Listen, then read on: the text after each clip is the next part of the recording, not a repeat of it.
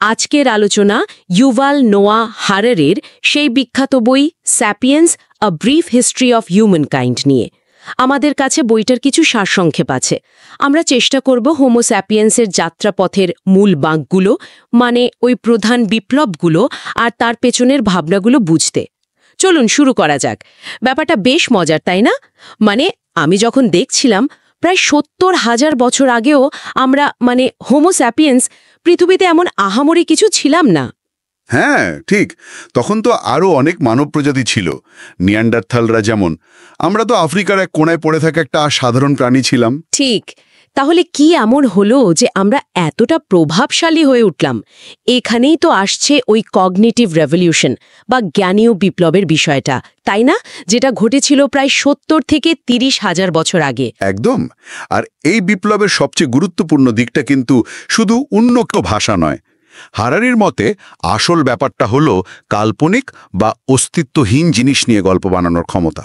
কাল্পনিক জিনিস মানে ধরুন ধর্ম বা এই যে দেশ, জাতি, কর্পোরেশন, টাকা, এগুলোর কি বাস্তবে কোনো ভৌত অস্তিত্ব আছে? নেই তো। এগুলো সবই আমাদের সম্মিলিত কল্পনা। ও আচ্ছা, তার মানে ঈশ্বর বা টাকা অথবা ধরুন একটা কোম্পানির ব্র্যান্ড, এগুলো সবই এক ধরনের মিথ বা গল্প। ঠিক তাই। আর এই সম্মিলিত গল্প বা ফিকশনে বিশ্বাস করার ক্ষমতার জোরেই লক্ষ লক্ষ অচেনা মানুষ একসাথে মিলেমিশে নমনীয়ভাবে কাজ করতে পারে, যেটা অন্য কোনো প্রাণী পারে না। হ্যাঁ, পিঁপড়েরা লক্ষ লক্ষ একসাথে কাজ করে, কিন্তু খুব বাধাধরা ভাবে। শিম্পাঞ্জিরা ছোট দলে কাজ করে, কিন্তু কোটি কোটি অচেনা স্যাপিয়েন্সকে একসাথে কাজ করানো, এইটা সম্ভব হয়েছে ওই মিথগুলোর জন্যই। এটাই আমাদের সাফল্যের মূল কারণ। এরপর এলো কৃষি বিপ্লব, প্রায় ১০-১২ হাজার বছর আগে। হারারি এটাকে বেশ জোর দিয়েই বলছেন ইতিহাসের সবচেয়ে বড় প্রতারণা। এটা শুনে কিন্তু একটু ধাক্কা লাগে। হ্যাঁ হ্যাঁ, তা তো লাগেই, কারণ আমরা তো ছোটবেলা থেকে পড়ে আসছি কৃষি মানেই উন্নতি। কিন্তু হারারির যুক্তিটা হলো, দেখুন, ব্যক্তি মানুষের দৃষ্টিকোণ থেকে দেখলে কৃষি কিন্তু আমাদের শিকারী সংগ্রাহক পূর্বপুরুষদের চেয়ে ভালো খাবার বা সহজ জীবন দেয়নি। তাই নাকি? বরং উল্টোটা। বেশিরভাগ মানুষের জন্য জুটেছে কঠিন পরিশ্রম, অল্প কয়েক ধরনের খাবারের উপর নির্ভরতা, অপুষ্টি, দুর্ভিক্ষ, আর একসাথে থাকতে গিয়ে রোগ ব্যাধি। হারারি তো মজা করে বলেছেন, গম আমাদের পোষ মানায়নি, আমরাই গমের পোষ মেনেছি। কারণ গমের যত্ন আরতি করতেই আমাদের জীবনযাত্রা পাল্টে গেল। তার মানে জনসংখ্যা বাড়লেও গড়পড়তা মানুষের জীবনযাত্রার মান হয়তো কমে গিয়েছিল। অনেক ক্ষেত্রেই তাই। আর এই যে বাড়তি খাবার জমতে শুরু করলো, সেটা দেখাশোনা করা, হিসেব রাখা, বিলি করা, এর জন্য দরকার পড়ল প্রশাসক, নিয়মকানুন। এখান থেকে শুরু হলো আমলাতন্ত্র, কর, ধনী গরিবের বিভেদ, শাসক শাসিত। আর এইসব টিকিয়ে রাখতে এলো সংগঠিত ধর্ম, আইন। লেখার শুরুও তো এই হিসেব রাখার জন্যেই, তাই না? সাহিত্যের জন্যে নয়। ঠিক। মূলত খাজনা বা ঋণের হিসেব রাখতেই লেখার জন্ম। অল্প কিছু লোক সুবিধে পেলেও সাধারণ মানুষের উপর চাপ বাড়ল। এত কিছুর পরেও কিন্তু মানবজাতি ধীরে ধীরে এক হওয়ার দিকেই এগিয়েছে। হারারি ৩টে বড় কারণ দেখিয়েছেন এর পেছনে: অর্থ, সাম্রাজ্য আর ধর্ম। হ্যাঁ, অর্থের ব্যাপারটা ভাবুন। এটা হলো সবচেয়ে সফল একটা মেথ। এর কোনো বাস্তব ভিত্তি নেই, কিন্তু আমরা সবাই বিশ্বাস করি বলেই এটা চলে। আর এই বিশ্বাসের জোরেই দুটো সম্পূর্ণ অচেনা মানুষ, যারা হয়তো একে অপরের ভাষা বোঝে না, ধর্মও মানে না, তারাও লেনদেন করতে পারে। একদম। কারণ দুজনেই ওই কাগজের নোট বা ধাতব মুদ্রার মূল্যে বিশ্বাস করে। এটা একটা সার্বজনীন বিশ্বাসের সিস্টেম। আর সাম্রাজ্যগুলো বিরাট সব অঞ্চলকে এক শাসনের নিচে এনেছে, জোর করে নিজেদের আইন, ভাষা, সংস্কৃতি চাপিয়েছে, হয়তো অনেক শোষণও হয়েছে।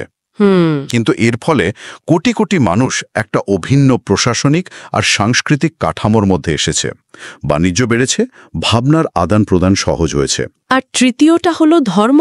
হ্যাঁ, বিশ্বজনীন ধর্মগুলো, যেমন ধরুন বৌদ্ধ ধর্ম, খ্রিস্ট ধর্ম বা ইসলাম, এগুলো মানুষকে জাতি বা অঞ্চলের ঊর্ধ্বে উঠে একটা বৃহত্তর সত্য বা বিধানে বিশ্বাসী করেছে। কোটি কোটি মানুষকে এক বিশ্বাস আর নৈতিকতার বাঁধনে বেঁধেছে।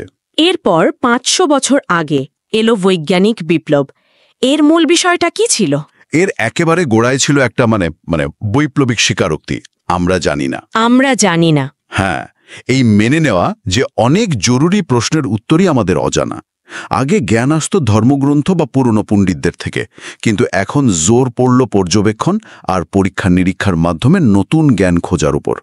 নিজেদের অজ্ঞানতা স্বীকার করাটাই হলো আসল ব্যাপার। আর এই নতুন জ্ঞান সাম্রাজ্য বিস্তার আর পুঁজিবাদের উত্থানের সাথে জড়িয়ে পড়ল, তাই তো? ঠিক তাই। বিজ্ঞান দিল নতুন প্রযুক্তি, উন্নত জাহাজ, মারণাস্ত্র, কলকারখানা, এগুলো সাম্রাজ্য গড়তে কাজে লাগলো। আর অন্যদিকে পুঁজিবাদ মানে ভবিষ্যতের লাভের আশায় বর্তমানে বিনিয়োগ করার যে ধারণা, সেটাই বৈজ্ঞানিক গবেষণার প্রযুক্তিতে টাকা ঢালতে শুরু করলো।